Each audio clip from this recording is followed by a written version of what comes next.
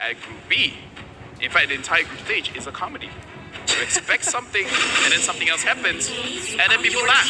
And speaking of laughing, I'm hearing bands. You're hearing bands on top. I laugh when I hear bands. Because that means we are in for the draft right here. Again, we're still waiting on it just for a little bit, but I think the players are in the draft already. We'll have to see what goes on, but now as we are on that point, what do you think KEYD needs to ban away from the side of ONIC PH, and same goes vice versa for ONIC PH? All right, let me try to give the skinny here on what KEYD should take away. I think their strategy of banning out assassins is a good idea. Yeah. So as we try to reestablish this draft, I'd say when we do get in, KEYD get rid of assassins. I'm just so happy that the amount of maybes that we have in the game, that even the players are like, you're gonna have a huge surprise. We're not even gonna show you the draft. We're gonna go into the game first, and then everyone will be just like, wow, maybe. Comedy. Maybe it's good. Maybe it's bad. It's comedy. Oh, but there you go, ladies and gentlemen. We're going to get straight into the game instantly here for the final game of the Group of Death here for KEYD. They have the Esmeralda, Matilda, Yisun, Shin, Lunox, and Selena. For the side of ONIC PH, they've drafted for the Popo and Koopa, Rafaela, now with the Parsa. Going in with Amon in the jungle position, and also Larsky using that Uranus. Oh, I'm surprised. Honestly, did not expect to see the Uranus out, and this was one hero I was hoping that will pull through, and that is the Esmeralda. But we must acknowledge as well, on the side of KEYD right now, there is a comfort hero, a notorious hero on one of their star players, and that's Luis on his trademark, Luis Nox. Luis on his Lunox. Yeah, no, legit. Like, there are stories told of this Lunox in MPL Brazil wherein teams would just ban it out straight up, like, don't give it to Luis. Well, we'll see what happens here. Let's see what he can do on that Lunox right now, as so far he is able to actually farm up really, really well, but it's going to be prime chunked really to half HP right there. ONIC now still with the pressure in the early stages. This is what Amon wants to do as well, using all the pressure from the side lanes create to get a snowball going, to get maybe some kills. Different kind of aim on this time around from ONIC PH. We last saw them play this in the mid lane. Hatred shouting out our previous M2 champions in Brenny Sports. Now it's being played in the jungle. Dilarsky gonna be in trouble. Yeah, Larsky in a bit of a pickle right now, still able to get away. Now gets his ultimate, so the consecration is ready. It's going to be really hard to get a kill onto Larsky, and that's exactly what he knows. He knows the power spike. He is already going to go to cut the wave here with Amon also playing in that bottom side. It's going to be extremely safe, but wait a minute. ONIC, they're looking to push every single wave. Now with the bottom side camped already, it's going to be the Feather Airstrike coming in. Prime forced to back away, and Amon has just been chunking that turtle down, so it's safe to say that the turtle will be taken uncontested for the side of the ONIC Philippine team. In another averting expectations, you would like to think I would build up the Filipino team, but right now it looks like KEYD understands the dynamics, and I think a lot of that is on the back of Prime, who in his day was once a top global #1 Selena player. So this is a very, very serious lineup that KEYD brought. It is a serious lineup. They're not holding anything back right now. They are going to go for their comfort picks, for their favorite picks right here, because there's nothing to lose at this point. You win, you go to the upper brackets. You lose, it's over. You go to the lower brackets. The chances, the double chance that you would have in the playoffs will be taken away from you, and that's the way they've been playing as well. They've been very proactive on the map, and that's where we're going to have to see. Makey might be going in, instantly just taken down. Miscommunication coming, but it's going to be Luis actually jumping in with the Order of the Chaos, still able to discharge some damage, but Kyrie jumps in back again to try to get a pick off. So far, 1-for-0 for the side of ONIC PH. Too soon for Luis Didi to try that, but LaFell. Yeah, right now I'm looking at the draft from ONIC Philippines, and what they should really do is pressure the side lane. They have a Popokuba, they have a Rafaela, there's a lot of sustain there, but they also have the Farsa to really push everyone out of the way. So I want to see ONIC Philippines to be really aggressive on those lanes, especially when they have when we look at KEYD, they have a lot of scaling heroes. They have the Esmeralda, they have the Yisun Shin, they have the Lunox. If ONIC Philippines doesn't put on the gas right now, if they don't turn on turbo, it could spell trouble. It could spell trouble, man. Oh, Abyssal Arrow is going to whiff right there. Prime using the Abyssal Arrows, but it's going to be Kyrie rotating to the mid lane, trying to get a cheeky gang inside. Goes back invisible, and that's going to be Voloisky flickering in front with the Holy Baptism, only connecting onto Mikey. It is the roamers. So far, KEYD are still okay. Kyrie just being such a nuisance here, using that invisibility, utilizing it perfectly in this game so far. Yep, he's able to use it to bully away the opposing jungler. So there is an interesting relationship here between Kyrie and King.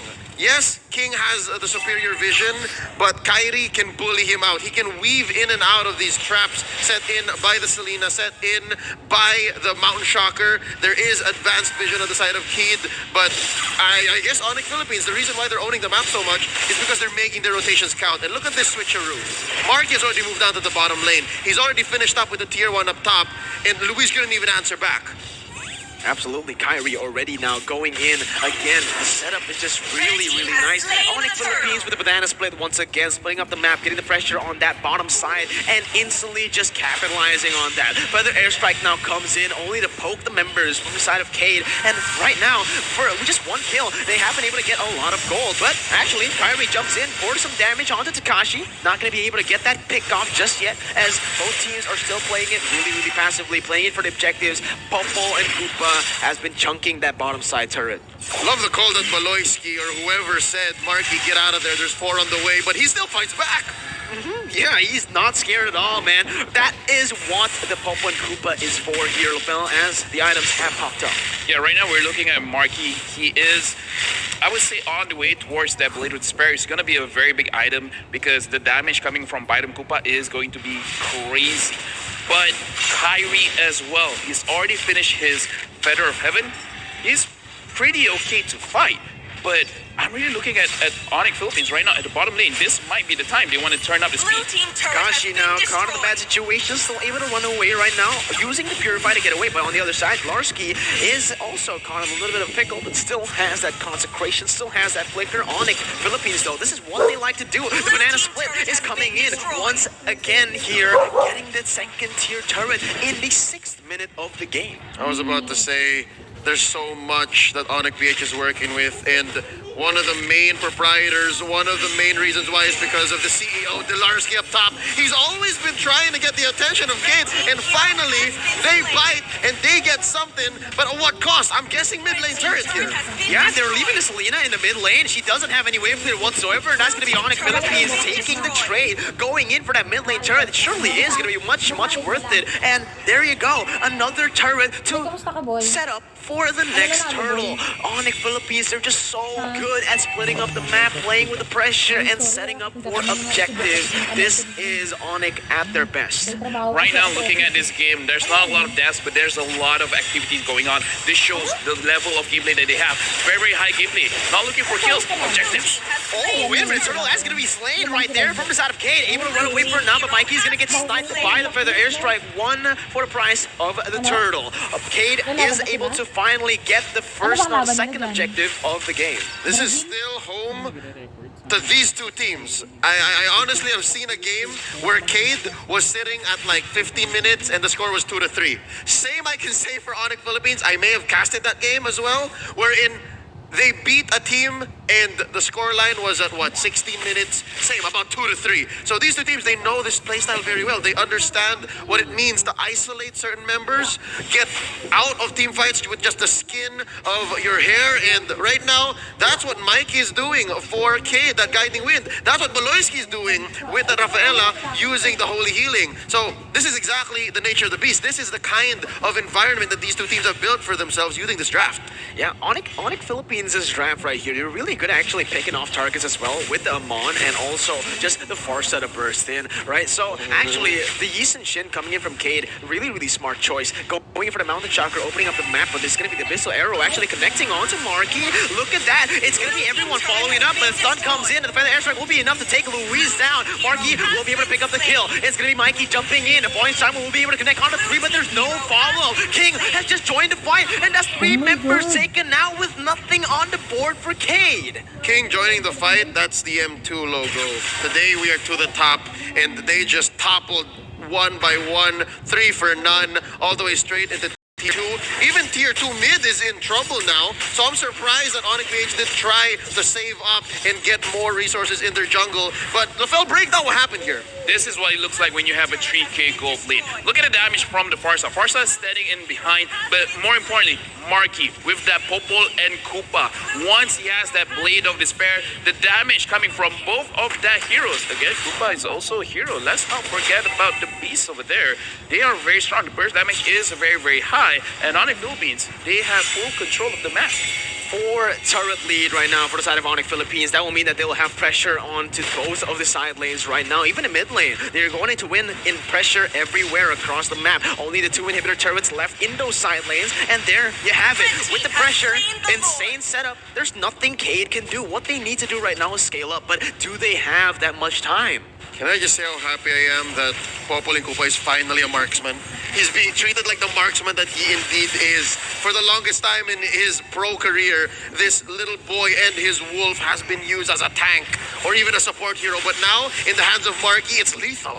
It is lethal again. Larsky, he gets engaged on, but he has the consecration and the flicker. It's not even a threat to him at this point of the game. And that's again, ONIC Philippines just using their lead very intelligently, getting every single objective on the board. And notice this, they haven't even used the Lord. It's still marching down that top side. Now with the Feather Airstrike used up, it's gonna be the Mount Shot taking a little bit of health from the side of Hatred right now. So we'll see what happens here because Farsa won't have the Feather Airstrike. Takashi goes in for Falling Time, would get stunned up by Marky right there as a Missile Arrow will be able to connect but only onto the Roamer. The defense is very, very good for the side of KEYD, but it buys them a little bit more time. But ONIC Philippines is so good with the siege. They use everything as a distraction to set up for more. And right now, as of this moment, 10-minute item check. Right now, the items are there, but I do have to say, this is the most interesting game of chess that I have ever seen.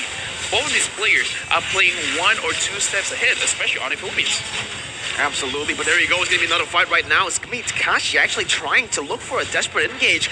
Instantly, ONIC Philippines, they know what they're here to do. They didn't want to overcommit into anything, and that was just KEYD missing out on the engage. The fact is they don't need to overcommit. The only really one who's putting his nose where it doesn't belong is Delarsky, the CEO. He's checking for what he might be able to invest in, and right now it looks like a team fight.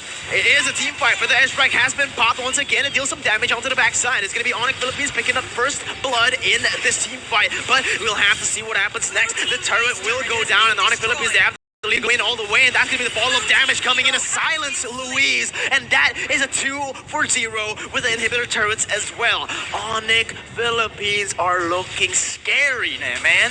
Currently, Delarsky, the CEO, is investing in a hostile takeover. They're using tooth and nail everything they got, their whole kit to be able to take down turrets and heroes. And there's only 3 defenders left on the side of KEYD. Three defenders left on the side of KEYD. Kyrie jumps in for some damage, able to get one more down, but it is going to be the base picked up. They are going to the upper brackets, Philippines. Again, both of the Filipino teams have made it qualified to the upper brackets. After this, we're going to look at numbers because, again, this is a chess match. Not a lot of kills. A lot of rotation is going on. And the thing is, we did talk about it. ONIC Philippines, they have to pick up the pace. They need to force KEYD to follow their own way of playing. And KEYD looks like we don't know what to do. Because everything happened in a flash. It's just like, oh, suddenly, like, the turret is gone. And then the other turret is gone. And then it's like, oh, we have to force a team fight. And then their